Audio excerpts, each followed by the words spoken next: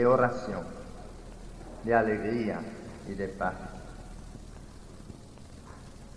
Y es por amor que tú nos regalas todos tus carismas.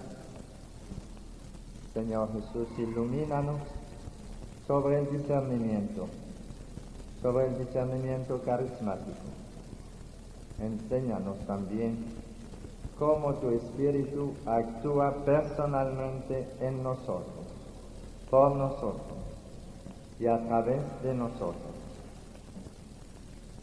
en tu pueblo, para que podamos cooperar mejor con él y permitir a esos dinamismos que son los carismas que se manifiesten en nosotros para la liberación de tu pueblo. Todo lo que revelas, Señor, lo revelas para el bien de tu pueblo, para el bien de las personas y para gloria tuya, al vernos en un estado de santidad más grande, con más poder para la acción, para manifestar la gloria y la victoria de Cristo en nosotros. Amén.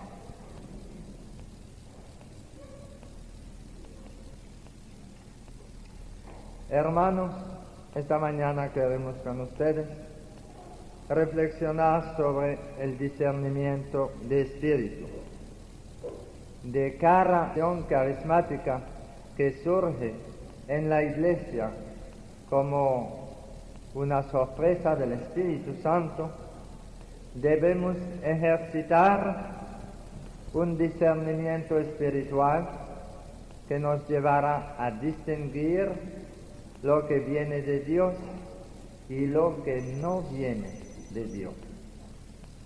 Y la problemática es que hay tantas intervenciones extraordinarias de Dios a través de carismas, de visiones, de inspiraciones y acciones que vienen de estas inspiraciones, a través de estados de consolación o de desolación que pueden ayudarnos a descubrir la voluntad de Dios.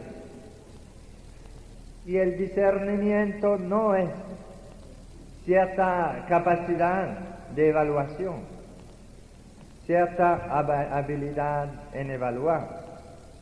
El discernimiento de espíritu trata de lo que tiene que ver con los espíritus. El discernimiento de espíritu da respuesta a una única pregunta: ¿cuál es la fuente del impulso que tengo ante una decisión? El discernimiento de espíritu responde a esta única pregunta. Fíjense bien, ¿cuál es la fuente del impulso que tengo ante una decisión? El discernimiento presupone prudencia, inteligencia, pero a veces las rebasa. Así una persona muy unida con Dios puede tener gran discernimiento sin ser muy inteligente. Y esa fuente puede ser Dios o sus ángeles, puede ser Satanás o sus demonios, y puede ser el propio espíritu, que puede estar sano o enfermo. Entonces el discernimiento de espíritu, tan necesario en la renovación carismática y en toda la vida cristiana en general, responde a una única pregunta: ¿cuál es la fuente del impulso que tengo ante tal decisión? Y puede haber tres fuentes distintas. Y tengo que discernir cuál es la fuente que me impulsa a actuar. Si es Dios o sus ángeles. Si es Satanás o sus demonios.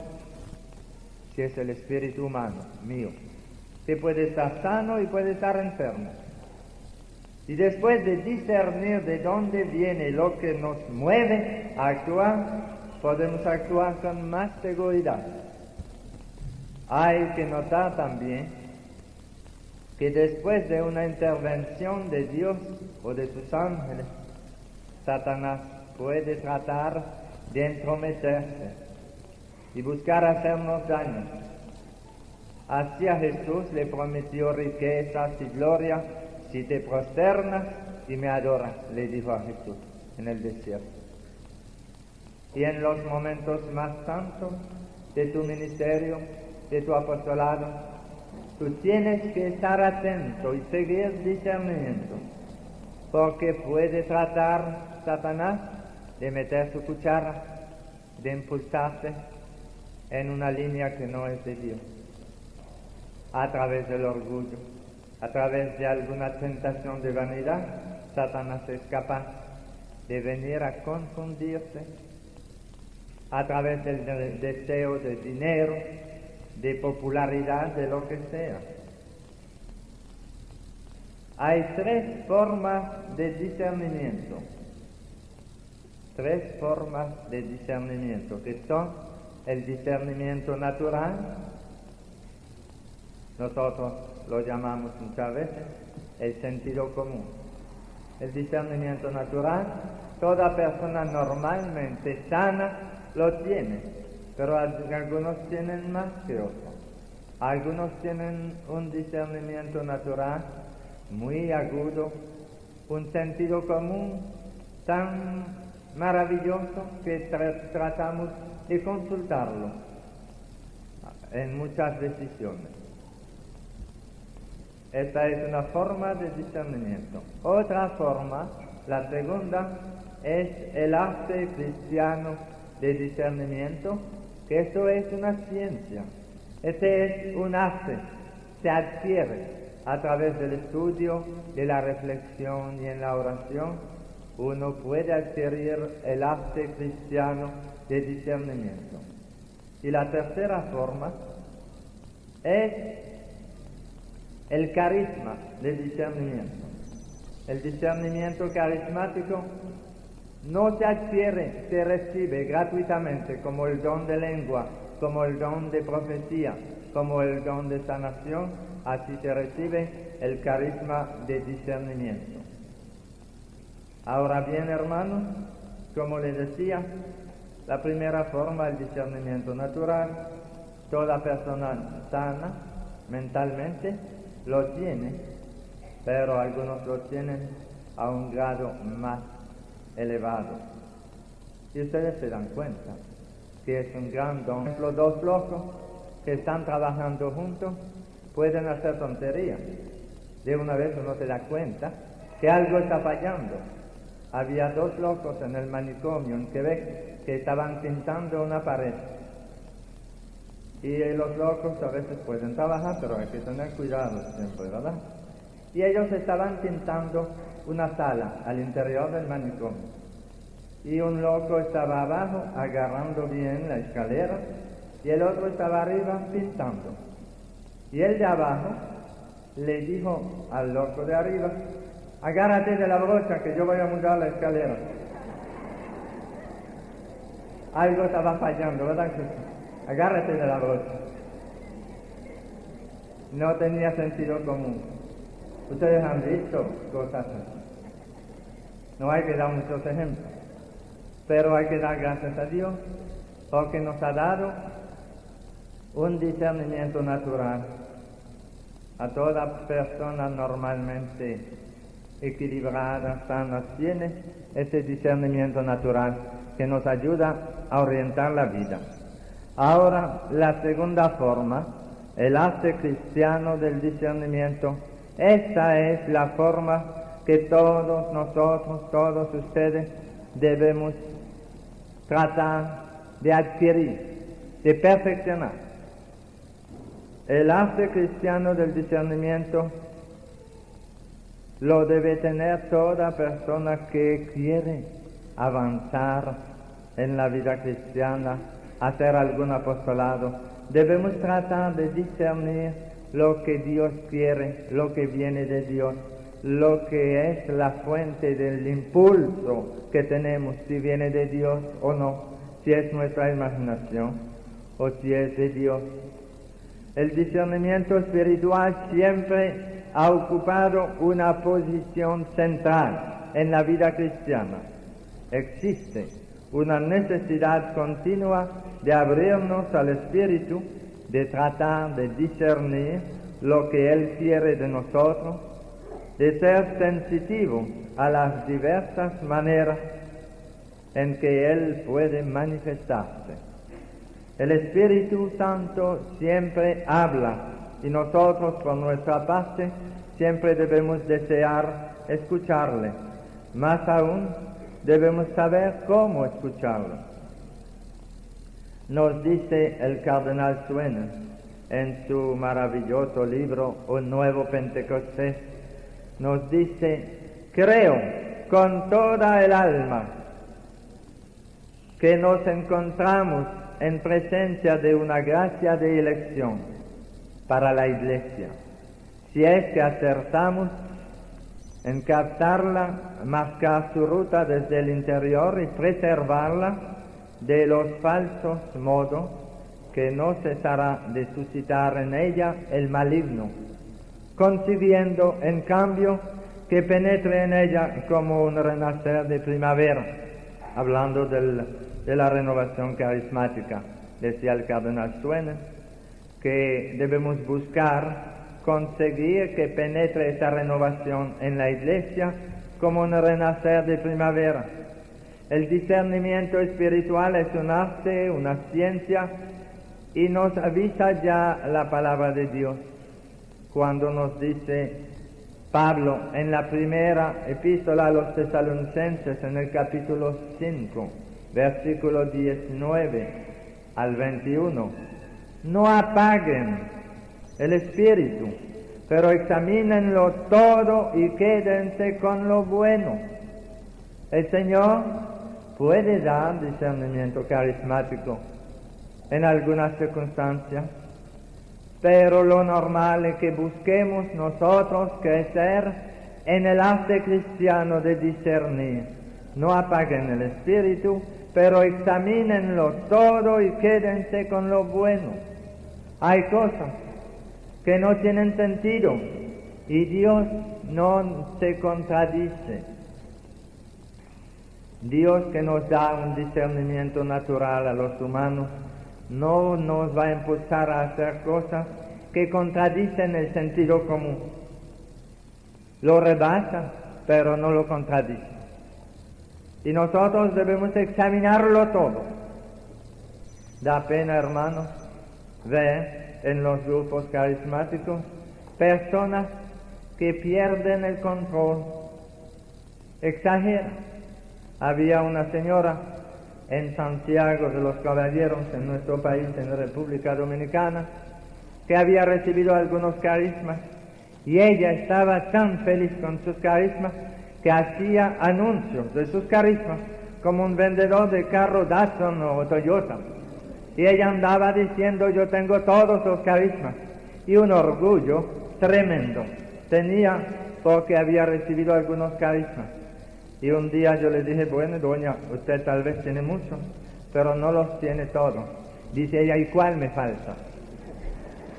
Le dije: usted no tiene la infalibilidad, porque eso lo tiene solamente el sumo pontífice.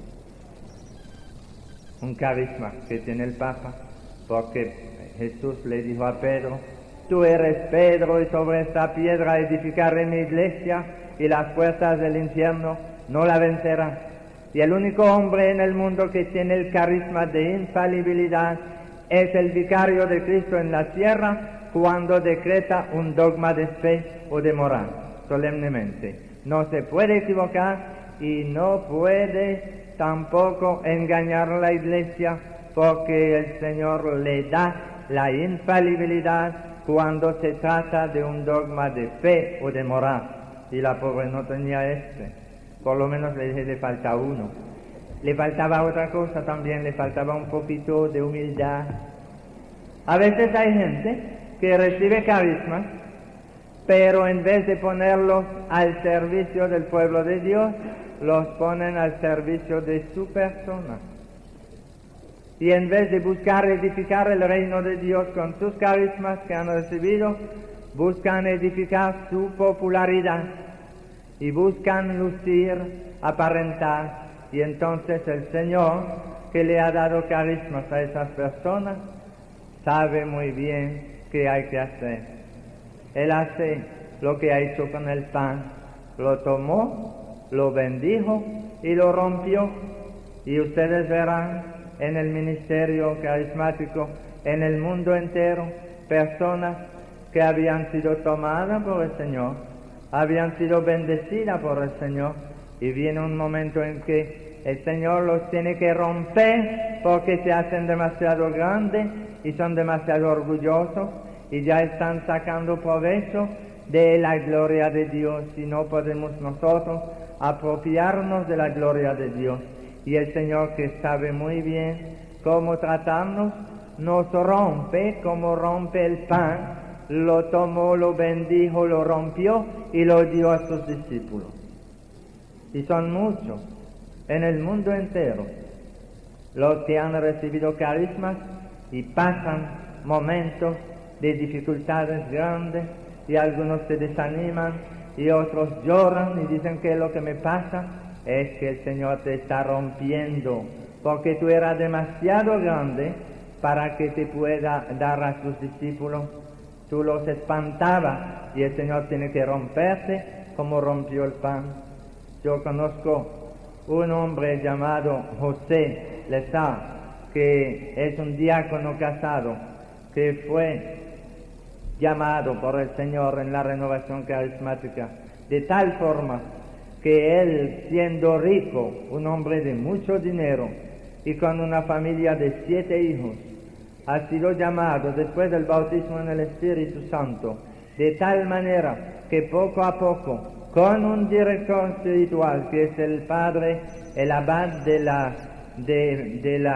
centro de carismático de Pecan, en New Mexico, con la dirección de un abad benedictino, este José ha ido dejando poco a poco su dinero en manos de los pobres, y en el espacio de 1 año y pico el Señor lo ha ido despojando de todo, y el Señor le pedía entregar todo y vivir de la providencia. Y él, de común acuerdo con la esposa, ha ido entregando a los pobres y a las obras de bien todo su dinero, su casa, su carro, para hacer en el mundo un testigo de la providencia. Y el Señor nunca le ha fallado, y el Señor lo ha llenado de bendición de toda clase, y al principio le ha ido muy bien, y el Señor le regaló carismas y poder extraordinario, y él, despojándose de todo, hasta de su casa y de su automóvil, se fue a vivir en una casita alquilada, y cada día el Señor le hace llegar el dinero que necesita para vivir él y su familia. Y él trabaja y da retiro.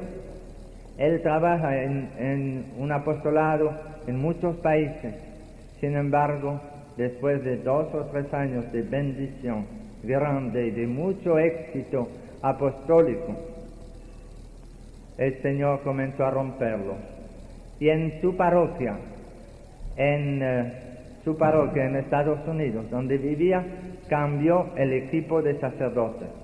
Y llegaron 3 sacerdotes nuevos que no querían saber de la renovación carismática, ni en pintura, nada.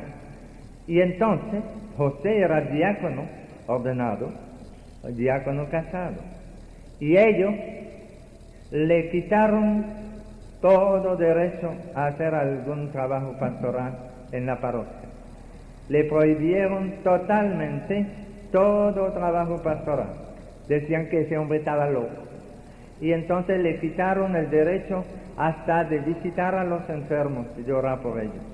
Le quitaron el derecho de distribuir la comunión a los enfermos, y menos todavía podía predicar. Y José se vio reducido a nada.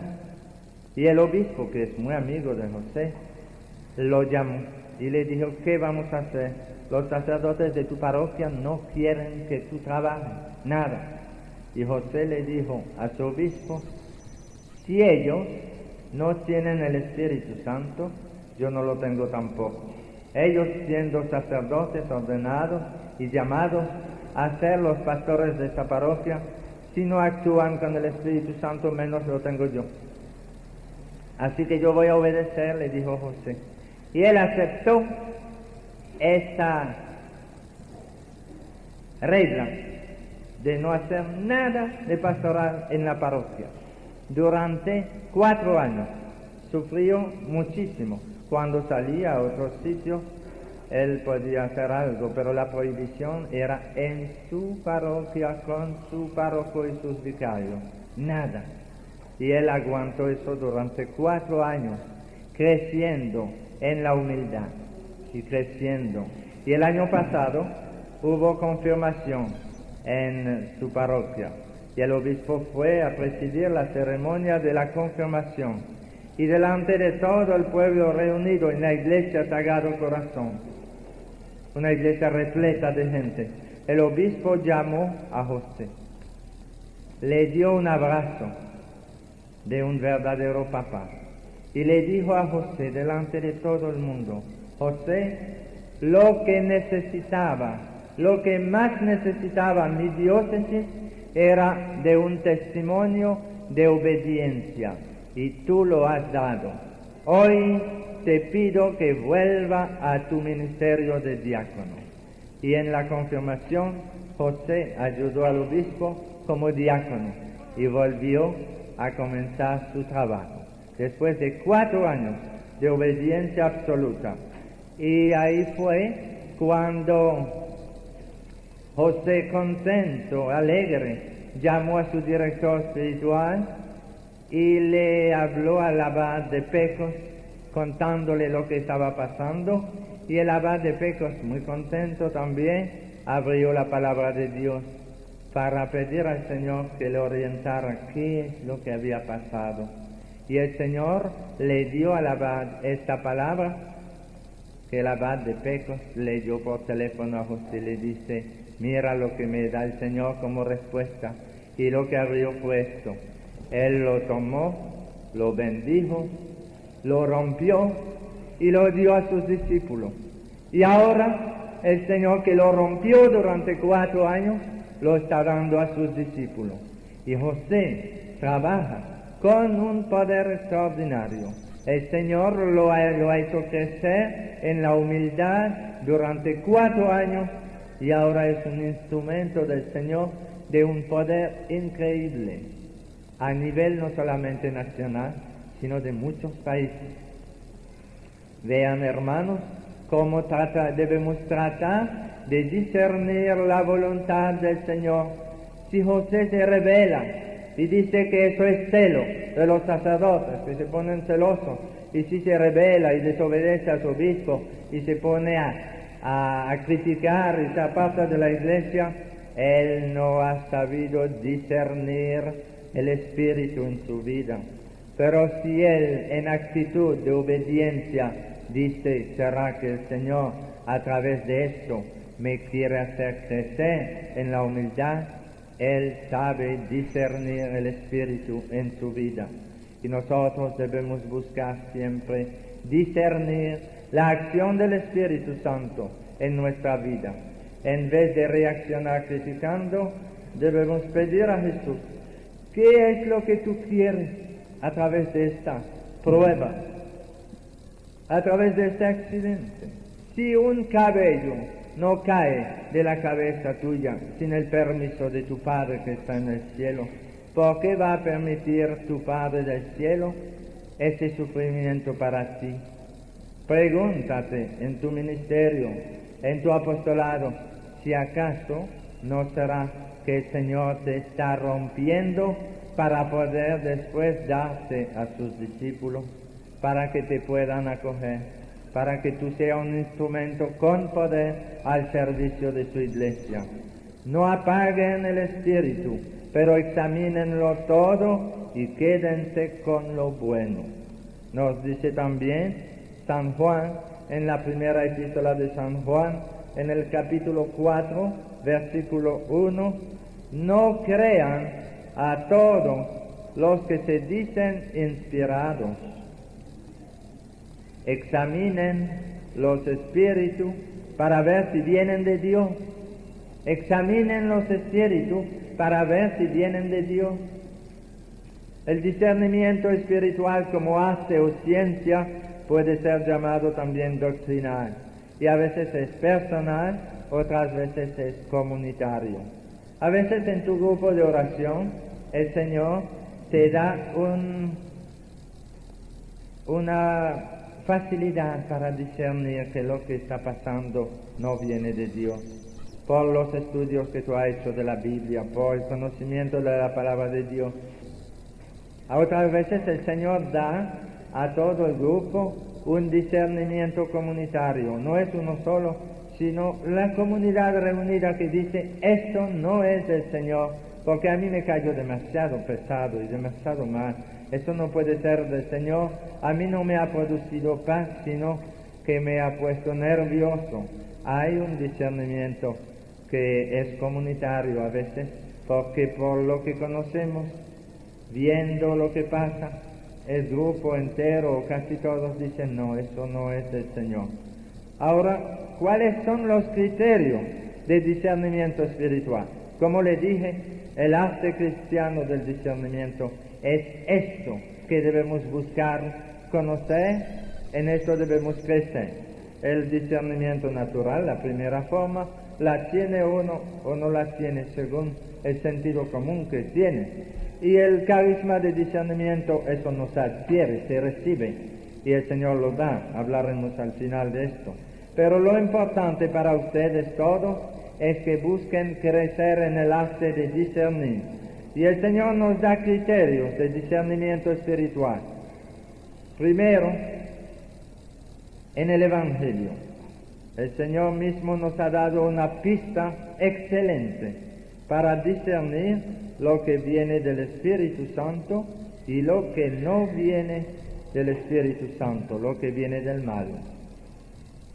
Y este criterio de discernimiento es básico y lo encontramos en el Evangelio según San Lucas, en el capítulo 6, versículo 43, cuando nos dice el Señor, no hay árbol bueno que dé fruta mala, ni al revés, árbol malo que dé fruta buena.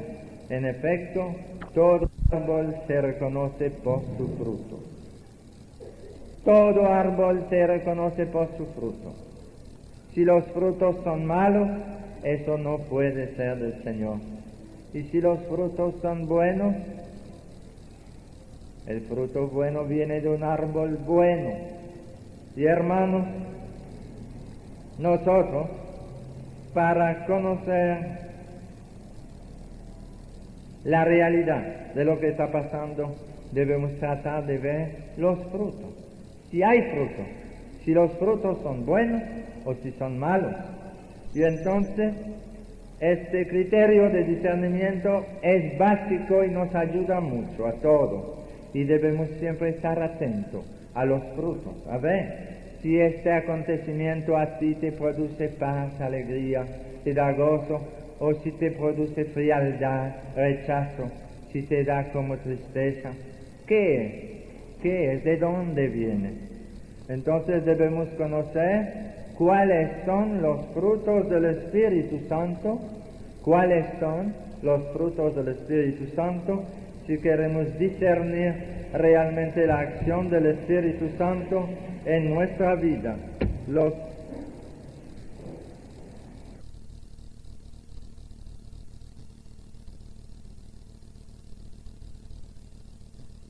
Bondad, fidelidad, mansedumbre, dominio de sí. Contra tales cosas no hay ley, pues los que son de Cristo Jesús han crucificado la carne con sus pasiones y sus apetencias. Si vivimos según el Espíritu, obremos también según el Espíritu. Entonces uno debe saber cuáles son los frutos que produce el Espíritu Santo y ver, examinarlo todo y quedarse con lo bueno, ver si los frutos aparecen o si no hay fruto. Si no hay fruto, puede ser que lo que pasa venga del espíritu humano, o puede ser a veces que sea una influencia del espíritu maligno. Si no hay fruto bueno, si hay temor en la asistencia en el grupo de oración, si hay espanto, si hay algo que pasa y todo el mundo está incómodo, incluso algunos quieren irse, no les gusta, puede ser una influencia maligna, pero en la mayoría de los casos puede ser también algo que inventa uno. Le voy a dar un ejemplo. Un catequista de mi parroquia quedó maravillado por el carisma de la palabra de ciencia. Esto a él lo deslumbró, le gustaba mucho. Y una noche, en la asamblea de oración, le vino el gran deseo de tener palabra de ciencia y comenzó a anunciar curaciones por paquete. Él anunciaba mucha curación y la gente estaba sorprendida y contenta. Primero creyeron que había uno por fin en la comunidad que había recibido la palabra de ciencia, y la semana siguiente otras curaciones, y comenzaron a buscar pero los testimonios, y no aparecía ningún testimonio. Y al mes ya estaban todos furiosos con él y le dijeron: cállate, que eso es mentira, no aparece nada. Él tenía tanto afán y tanto deseo de tener el carisma de la palabra de ciencia que parece que pensó que con anunciarlo iba a haber algo, y no es así. Nosotros comunicamos a la asamblea lo que nos dice el Señor en el corazón, y a pesar de tener la palabra de ciencia desde hace ya 4 años, yo siempre cuando termino, estoy inquieto. Mientras voy dando la palabra de ciencia, no hay problema, porque sale impulsado por el Espíritu Santo. Pero después que termina, me quedo solo, y ahí comienzo a temer, y necesito testimonios. Y si no aparecen testimonios, yo no voy a dar más nunca palabra de ciencia, porque yo le digo que eso es duro. El Señor, cuando nos pide anunciar algo de lo que está haciendo, nos obliga a caminar sobre el agua. No tenemos ninguna seguridad de lo que estamos diciendo, solo el impulso del Espíritu Santo que nos impulsa a anunciar esto en detalle, pero después tenemos que verificarlo.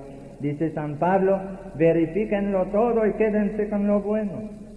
Y suponiendo que en una asamblea de oración anunciamos algunas curaciones y que no aparece ningún testimonio, y esperamos una semana, 2, 3, 4 y nada aparece, yo le aseguro que dejo eso de una vez, porque es demasiado duro y uno no puede estar ahí de bobo tampoco.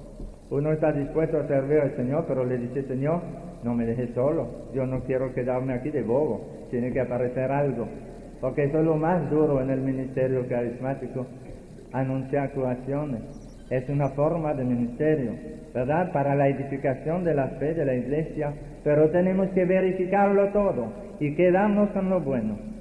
Suponiendo que aquí, anoche, cuando pedí a la gente que algunos de los que sentían curación se manifestaran, suponiendo que nadie levanta la mano, nadie, ay, si hubiéramos quedado mal, señores, es un riesgo grande. Pero yo lo pedí, estaba seguro que había personas que habían sentido la curación anunciada, pero lo pedí porque en la asistencia hemos podido discernir los 4 del equipo fuertemente que anoche, durante la palabra de ciencia, había personas en la asamblea que dudaban grandemente de esto. El Señor nos dio un discernimiento comunitario. A los 4 hemos sentido una muerte interior. Había en la asamblea personas que nos encontraban ridículos y que no aceptaban esto. No son las personas que estaban en el retiro, son otros que han venido anoche de curioso, y el Señor nos hizo discernir que había un rechazo, una reacción de parte de algunas personas, tanto que tuvimos palabra de ciencia anunciando duda de parte de algunas personas. Y esa palabra de ciencia que tuvo Evaristo, yo la tenía. Éramos como dos teléfonos conectados en la misma línea. Y lo que dijo él, yo lo iba a decir. El Señor nos lo estaba comunicando. El Espíritu de Dios nos pone en comunicación. Y eso es cierto. Entonces, me sentí impulsado a pedir a las personas que sentían sanación que se identificaran. Y más de 20 han levantado la mano. Y esta tarde a las 2 vamos a invitar a algunos a dar su testimonio. Eso lo hacemos, hermanos, porque si no, la palabra de ciencia sería negativa en la asamblea. Si hay palabra de ciencia y no hay testimonio, la palabra de ciencia no produce el efecto que quiere el Señor.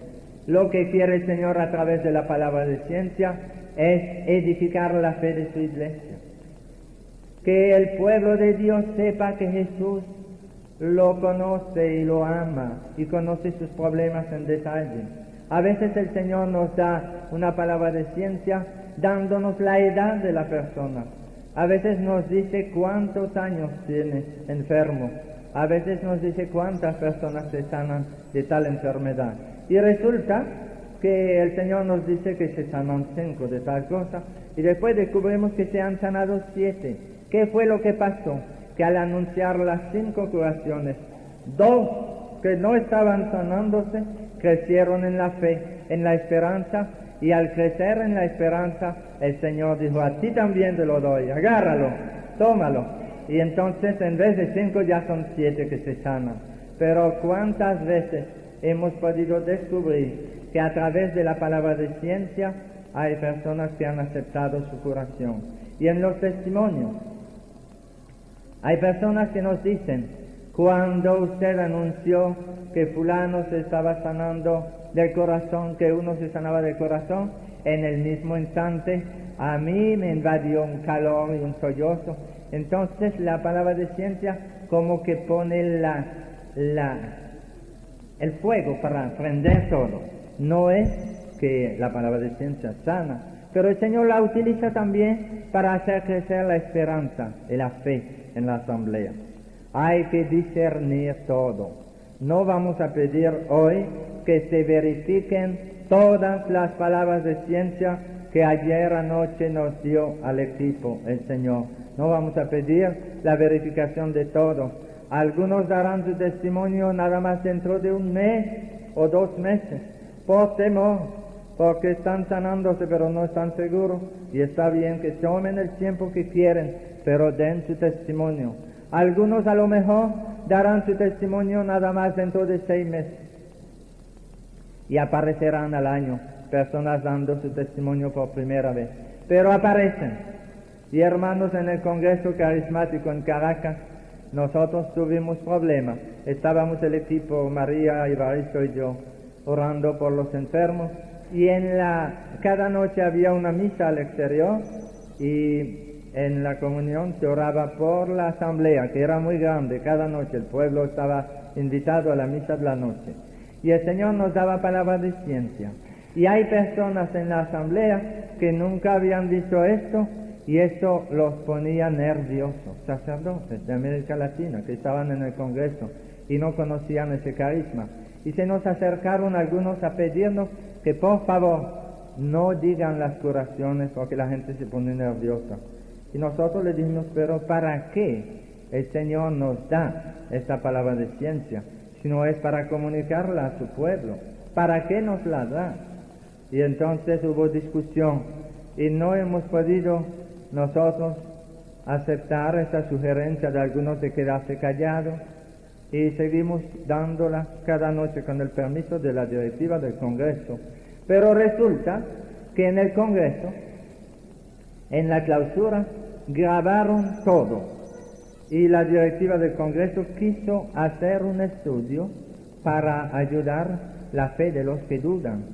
Grabaron todo, todas las palabras de ciencia fueron grabadas en la misa de clausura, y ellos comenzaron a buscar con mucho cuidado las personas que habían sido curados según lo anunciaba la palabra de ciencia. Y a los 2 meses y medio ya habían podido descubrir todos los casos de curación a través de Venezuela, en distintas ciudades de personas presentes en el Congreso. Hicieron una lista, me la mandaron a mí, para animarnos a seguir ese ministerio tan duro que nos crucifica, que nos hace morir a nosotros mismos, porque no tenemos ninguna seguridad humana. Humanamente hablando, no tenemos dónde agarrarnos para afirmar tal cosa. Es la profecía del Señor. El Señor nos impulsa a darlo como profecía, pero después nos deja solo. Y ahí uno quisiera hundirse detrás del altar después y escaparse, porque dice, ¿y si no pasa nada? ¿En qué quedo yo? Y entonces viene lo humano a atormentarnos. Pero con el tiempo nos acostumbramos a tener confianza en el Señor y a verificarlo todo. Y a través de la verificación ustedes pueden discernir lo que fue del Señor y lo que no fue del Señor. Y en el Congreso buscaron testimonio y han podido comprobar todas las palabras de ciencia. Esta tarde algunos darán testimonio y yo les invito a las personas que están dispuestas a dar su testimonio a que durante el receso ahorita me den su nombre por escrito y me digan de qué se trata. Y nosotros vamos a escoger algunos, no todos, porque eso sería muy largo, pero vamos a escoger algunos para hoy. Y los demás darán su testimonio luego, en su asamblea de oración, en su comunidad. Pero no se queden callados, hermanos. Cuando ya ven que su curación es un hecho, publíquenlo para gloria de Dios. Y todo eso para decirle que el discernimiento nos invita a examinarlo todo y a quedarse con lo bueno. Y si a veces en su asamblea hubo alguna palabra de ciencia y una del grupo, entre tantas, una o dos no se verifican, no se preocupen. Puede haber también errores humanos, puede ser que la imaginación a veces nos venga a hacer una trampa y que entre varias palabras de ciencia venga algo que no era exactamente así. Puede ser. La semana pasada el Señor, yo pensé que venía del Señor, que me impulsaba a anunciar que un hombre se sanaba del hombro, el hombro derecho, pero que estaba atrás de la iglesia, allí atrás, que estaba ahí, se sanaba del hombro derecho. Y el hombre dio su testimonio y yo decía que estaba a la derecha, porque es lo que yo entendía del Señor. Y yo enseñaba a la derecha por ahí, y el hombro se sanó. Ese hombre dio su testimonio en la clausura, sano. No podía levantar el brazo y lo tenía sano, pero dijo que no estaba por ahí, estaba en la otra esquina. Y yo decía que estaba por ahí porque yo entendía que estaba a la derecha, y entonces dando vueltas, yo me di cuenta que yo me había equivocado. El Señor me decía que estaba a la derecha, pero mirando por acá, y yo lo ponía por ahí. Pero está sano. Hay pequeños errores a veces. En el diálogo con el Señor a veces no nos entendemos porque no escuchamos bien. El segundo criterio de discernimiento es que hay que juzgar si la manifestación del Espíritu viene de acuerdo con el mensaje de la alianza, pues nunca el Espíritu Santo se contradice. Si algo en una profecía no está en acuerdo con la palabra revelada, sepan con toda seguridad que eso no viene del Señor. Porque el Espíritu Santo que inspiró a los profetas, que inspiró todo lo que contiene la revelación, no puede venir hoy a decirnos algo que contradiga la revelación, la palabra de Dios, la alianza. Este es un criterio, conocer la Biblia y ver si la profecía, el mensaje que se da, si está en acuerdo con la Biblia o no. Otro criterio supremo es nuestra actitud con Jesucristo. Solo el Espíritu de Dios es fecundo, dice San Pablo en la epístola a los Efesios, porque en otro tiempo ustedes fueron tinieblas, mas ahora ustedes son luz en el Señor. Vivan como hijos de la luz, pues el fruto de la luz consiste en toda bondad, justicia y verdad. Examinen qué es lo que agrada a Dios y no participen en las obras infructuosas de las tinieblas, antes bien denúncienlas. Hermanos, hay confusión entre las personas que tienen don de sanación y las personas que actúan en el pueblo de Dios, engañando con la magia, la brujería, la santería. Hay confusión para algunas personas, no para ustedes, deben poder distinguirlo bien, pero algunas personas confunden los brujos con los cristianos que tienen don de sanación. Y nosotros no debemos aceptar para nada algo que sea contaminado por el espíritu de las tinieblas. Yo no quisiera aquí darle un curso sobre brujería, pero quiero recordarle rápidamente que Satanás es el mono de Dios. ¿Saben lo que es un mono? El que imita, ¿verdad? Lo imita todo, un mono. Y como Dios manifiesta su amor en maravillas de todas clases, Satanás trata de manifestar su poder a través de maravillas también. Pero la gran diferencia es que lo que Dios hace produce fruto espiritual, y una curación del Señor produce en la persona un crecimiento en la fe, un gozo espiritual.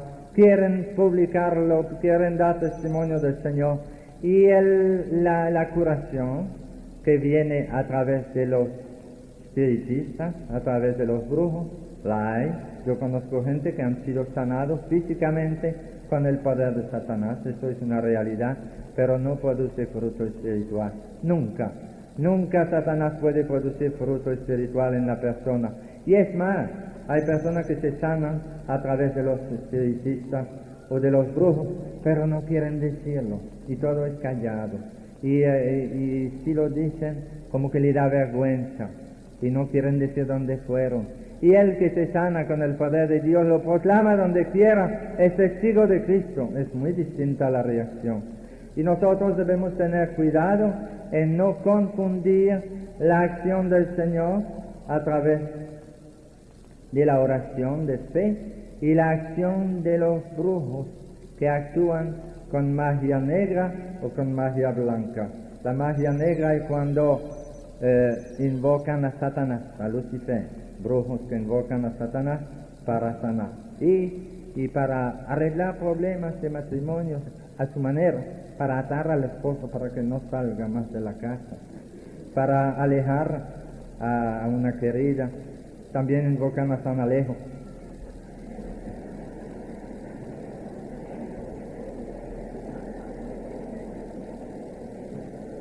Pero no debemos confundir lo que es de Dios y lo que es del maligno.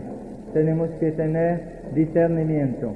Y si en su grupo de oración aparece una persona que se monta a un altar y que tiene muchos santos, la mano poderosa, San Elías, y hasta llegan a tener la imagen de la Virgen, y algunos hasta tienen un crucifijo, y tienen todo ese altar montado ahí, y tienen velas y soguitas y piedras y vasos de agua para bañar los espíritus, y entonces la gente va y dicen que los van a sanar y le cobran nada más 25 centavos para pagar la luz, y comienzan con 25 centavos y después, como da fruto, cobran 1 peso, después cobran 10 y 20. El Señor no es así. Dice la palabra de Dios: lo que se recibe gratuitamente se debe dar gratuitamente. Y yo conozco personas que han recibido don de sanación y con ese afán de ganar dinero comienzan a mancharse las manos y a recibir algo. Dicen: yo no cobro, pero yo cojo lo que me dan. Y es una manera de cobrar. Y se le va dañando su ministerio. Y el maligno se introduce, se infiltra por ahí, y cuando ve su interés, le va dando poder, pero no es el poder de Dios, ya es a través del dinero, y ya es mágico lo que hacen. Y entonces se infiltran en la magia blanca, eso se ha visto. Hay que tener mucho cuidado para no dejarnos dominar por eso. Hermanos, una de las condiciones más importantes para el ejercicio del discernimiento espiritual es un contacto constante y sincero con la palabra de Dios.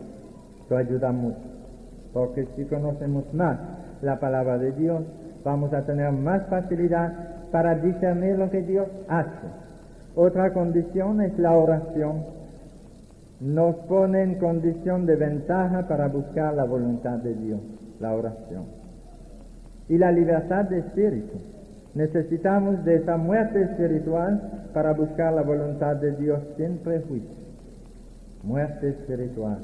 Necesitamos aceptar que Dios actúe sin que nosotros tengamos siempre nuestros intereses. De una vez que se mezclan intereses de dinero, de popularidad, de fama, se nos va dañando todo. No es que Dios retira sus dones, pero lo malgastamos. Hay personas que por sus carismas se han vuelto grandes, orgullosos, y Dios no puede bendecir esto. Y hay personas que son muy vanidosas porque oran en lengua, y el don de lengua no es para hacer anuncio por su popularidad, es un don de oración para edificar tu fe. Pidamos a Dios que nos dé mucha humildad para crecer en el Espíritu. Entonces yo voy a resumir, yo veo que el tiempo avanza, son las 10. Voy a resumir, miren, el discernimiento natural, ya eso es el sentido común, que Dios nos lo dé más y más. El arte cristiano del discernimiento, esto es lo que debemos tratar de conseguir a través del estudio de la palabra de Dios, a través del diálogo, de la reflexión en grupo, tratar de discernir lo que pasa. A sus frutos los conocerán.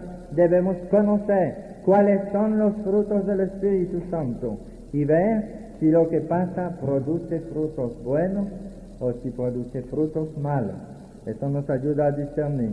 Y queda después, hermanos, la necesidad de verificarlo todo y quedarse con lo bueno, porque si nosotros somos bobos y aceptamos todo como manifestación del Señor, por ahí se puede infiltrar el espíritu de mentira.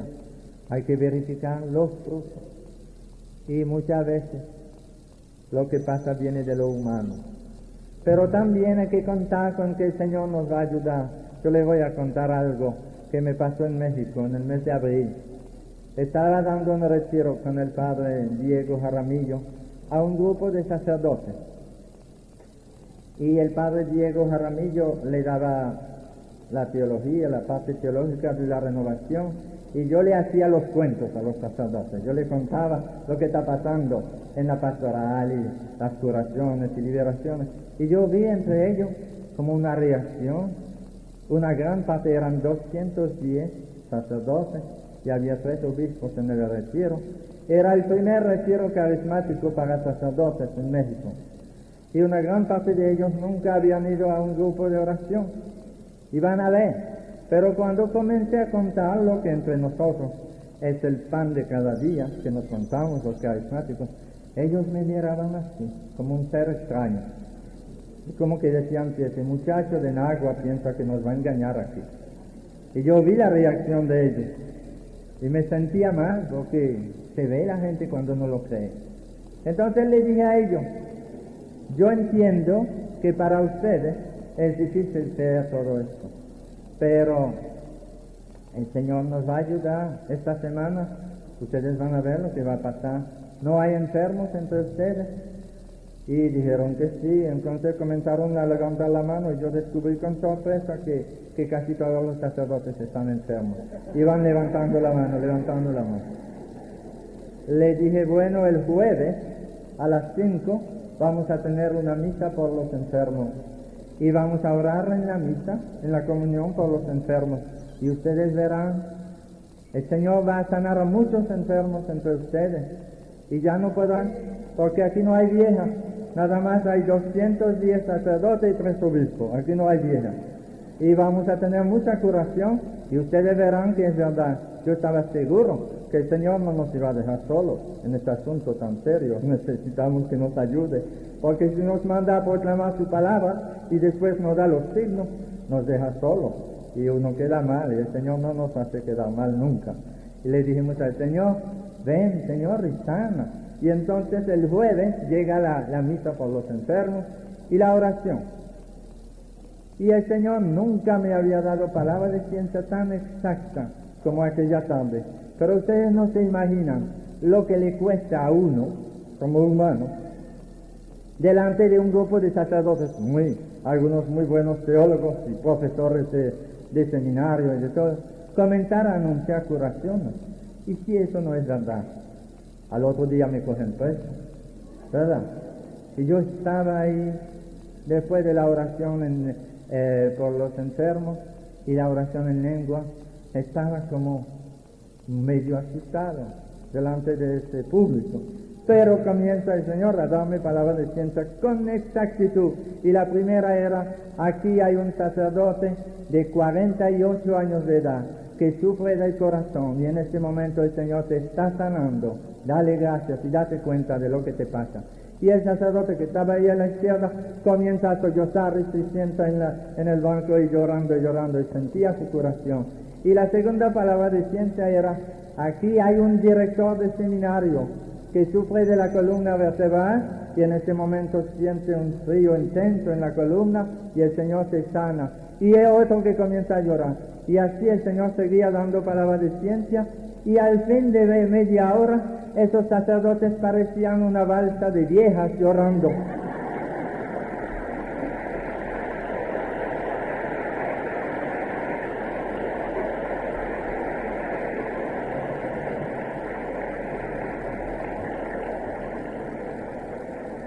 Y así, hermanos, el Señor no nos deja solos.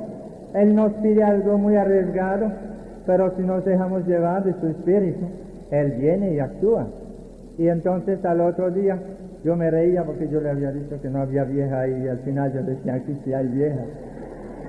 Pero al otro día, viernes, por la mañana, antes de la primera conferencia, hemos pedido a los sacerdotes que se atrevían a dar testimonio, los que querían que se acercaran a dar algún testimonio, como que nos hacía falta.